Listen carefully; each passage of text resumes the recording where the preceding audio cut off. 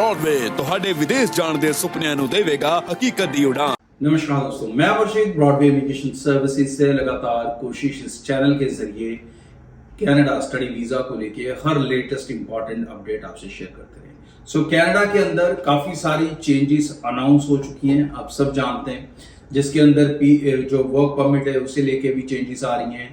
PAL provisional attestation letter वो भी अब चाहिए होगा, किन्हें चाहिए होगा किन्हें नहीं चाहिए होगा, ये मेरे प्रीवियस शो में आप पूरी डिटेल में समझ सकते हैं। लेकिन अब इसके बीच में जो कनाडा के रिजल्ट्स इस समय आ रहे हैं उसमें काफी चीजें यूनिक दिखने लगी हैं। तो भाई कनाडा स्ट्रिक्ट हो चुका है और आपके डॉक्यूमेंटेशन की वेरिफिकेशंस बहुत बड़े लेवल पर बढ़ चुकी है। जितनी भी फाइल्स अंदर लगी हैं, कुछ फाइल्स ऐसी भी होती हैं जिनके अंदर लोग फेक डिग्री बना लेते हैं क्योंकि गैप ज्यादा होता है और पीजी के लिए अप्लाई करते हैं। तो ऐसी फेक डिग्रीज को लेके भी एप्लीकेशंस को कनाडा विड्रॉ कर रहा है, बैन नहीं लगा रहा लेकिन वो आपकी फाइल को विड्रॉ कर रहा है। और इसी तरह से फंड्स जो बच्चे लगा रहे हैं वो फंड्स भी अब वेरीफाई हो रहे हैं। तो भाई जिन्होंने अपनी फाइल्स लगाई हैं they need to be very very much worried, और जो आने वाले दिनों में फाइल्स लगाएंगे वो एक चीज समझ लें कि अब कनाडा के साथ वीजा लेना मजाक नहीं है।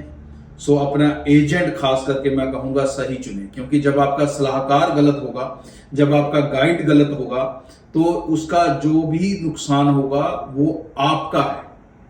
इस चीज को टेक्निकली समझें। आपने कोई भी एजेंट चुन लिया, उसने कैसे भी फाइल लगा दी, जो भी रिफ्यूजल आ रहा है, जो भी बैन आ रहा है, जो भी नुकसान हो रहा है वो उसका नहीं हो रहा है, आपका हो रहा है। तो इसलिए एजेंट चुनने से पहले, कंसल्टेंट चुनने से पहले अपने दिमाग की सारी खिड़कियां खोलें।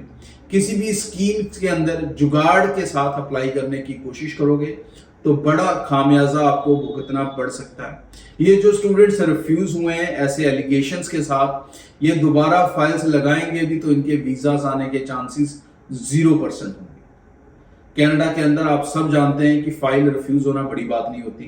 लोग 5-5, 10-10 रिफ्यूजल के बाद भी वीजा लेते हैं, लेकिन कनाडा के अंदर ऐसी गलतियों के बाद रिफ्यूजल पे वीजा नहीं मिलता।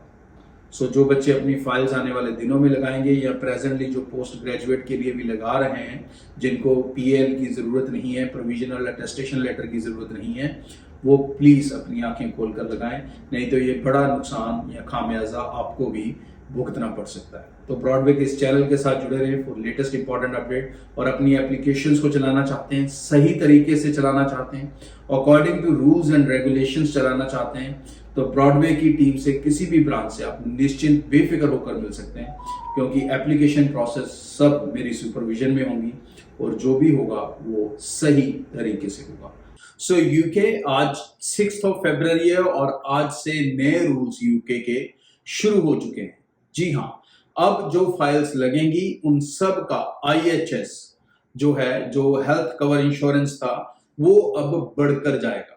पहले ये हेल्थ कवर इंश्योरेंस तकरीबन 600 कुछ पाउंड था और अब ये 1035 पाउंड हो चुका है एक साल का।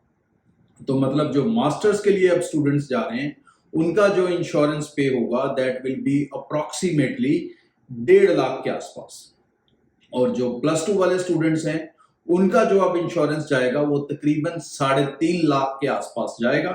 सो जो बच्चे अपनी फाइल्स लगा रहे हैं, जहां आने वाले दिनों में अपनी फाइल्स को जमा कराने वाले हैं, अब उनको ये कॉस्ट अफोर्ड करनी पड़ेगी।